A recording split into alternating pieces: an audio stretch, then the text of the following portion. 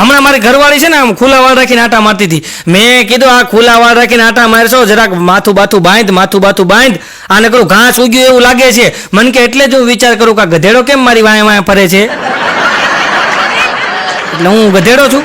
હા, હમણાં હું સવારમાં ઉઠ્યો માણસ ઉઠે જ ખરે ને, સવારમાં ઉઠ્યો ને તો મારી ઘરવાળી મને કે તમે નકરાય કે રાતે હુતા ને પછી ઊંઘમાં નકરી રાયડું જ પાડી છે કે હું કામ રાયડું પાડતા હતા. મેં કીધું ભલા માણી સપનામાં તું નથી માનતી,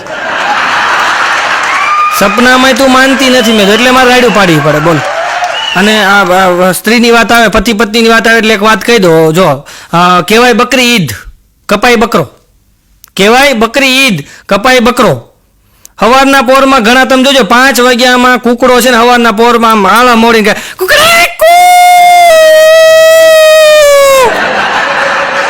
5 વાગ્યાનો રાયડું પાડતો હોય, કુકડી 10 વાગે ઉઠે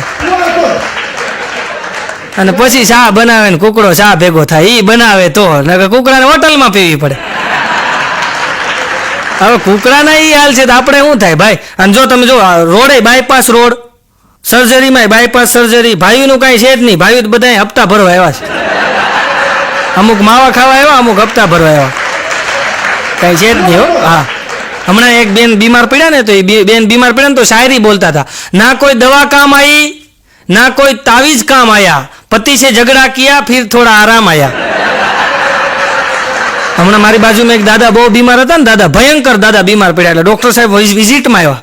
વિઝિટ કરી ડોક્ટર સાહેબે, વિઝિટ કર્યા પછી ડોક્ટર સાહેબે ડોશીમાને કીધું કે આ દાદા છે ને આજની રાત માંડ કાઢશે, હવે આનો પતી ગયું છે, આનો કેસ ફેલ થઈ ગયો છે, આજની રાત માંડ કાઢશે એમ કહીને ડોક્ટર સાહેબ વયા ગયા. એટલે દાદા ઊભા થયા, બેઠા થયા, તક્યાને ટેકે ને પછી દાદાએ ડોશીમાને કીધું કે હું સાંભળ્યું, મેં ડોક્ટર સાહેબે એમ કીધું ને કે હું આજની રાતનો મહેમાન છું, મેં સાંભળ્યું, હવે આપણે આજની રાતે હું નથી, આપણે બે માણા બેહી અને વાતું કરશું. તો ડોશીમાં કે કાંઈ વાંધો નહીં, વાતું કરી.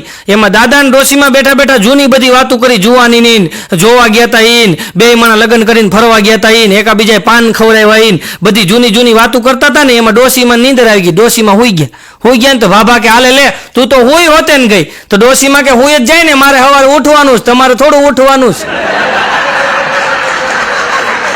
અને હસોડો હુરાઈ જ દેવો છે. બોલો લ્યો. હા, જો કાળા વાળ હોય ને, કાળા વાળ, આ જો કાળા વાળ હોય ને, કાળા વાળ ત્યાં સુધી માસી, ધોળા થાય એટલે ડોશી.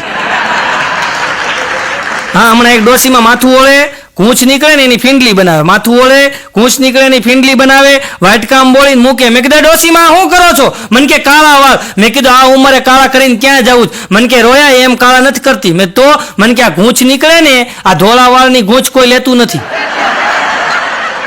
અને કાળા વાળ છે ને 80 ના 100 ગ્રામ જાય, એટલે કે એને આમ ફીંડલી બનાવી અને કલરમાં બોળીને કાળા કરીને પટપટ બટકાવે. આવા છે. બોલો, આ ભૂકા કાઢી નાખે એવા ગુજરાતીઓ છો.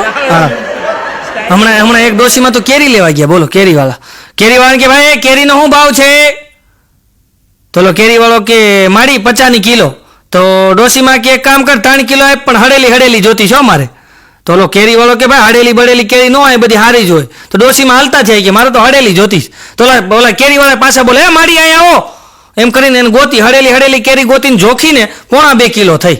એટલે ઓલો કેરી વાળો કે માડી 1.5 કિલો છે, આમાં ડાઘવાળી, ચાંદીવાળી, હડેલી બધી છે, 1.5 કિલો છે, બોલો આપી દઉં. ડોશીમાં કે સાઈડમાં મૂકી દે અને ઓલીમાંથી 3 કિલો આપ.